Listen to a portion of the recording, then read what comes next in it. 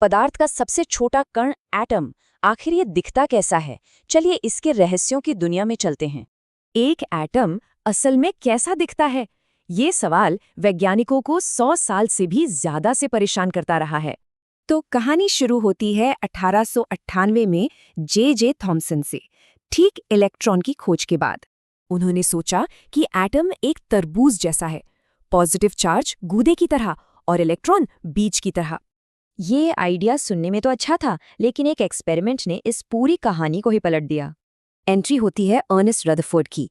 उन्होंने सोने की एक पतली सी परत पर अल्फा पार्टिकल से हमला किया, और जो नतीजे सामने आए वो इतने हैरान करने वाले थे कि बस पूछिए मत, सब कुछ बदल गया।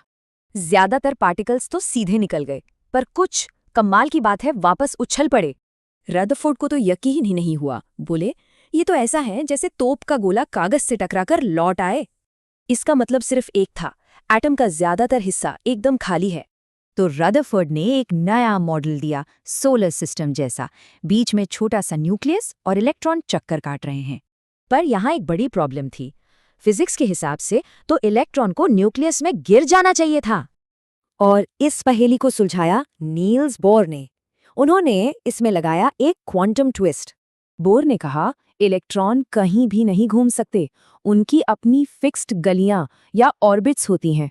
हाँ, वो एक ऑर्बिट से दूसरे में कूद सकते हैं, जिसे कहते हैं क्वांटम लीप, पर बीच में नहीं रह सकते। बोर का मॉडल हाइड्रोजन के लिए तो परफेक्ट था, लेकिन बड़े एटम्स के आगे ये फेल हो गया। लग रहा था गुत्थी सुलझ गई, पर कहानी अभी और भी ज्यादा अजीब होने वाली थी। पहले तो लुई डी ब्रॉगली ने कहा कि हर पार्टिकल एक वेव यानी तरंग की तरह भी बर्ताव करता है। फिर आए हाइजेनबर्ग और उन्होंने बताया कि इलेक्ट्रॉन की सही जगह और उसकी स्पीड एक साथ जानना नामुमकिन है।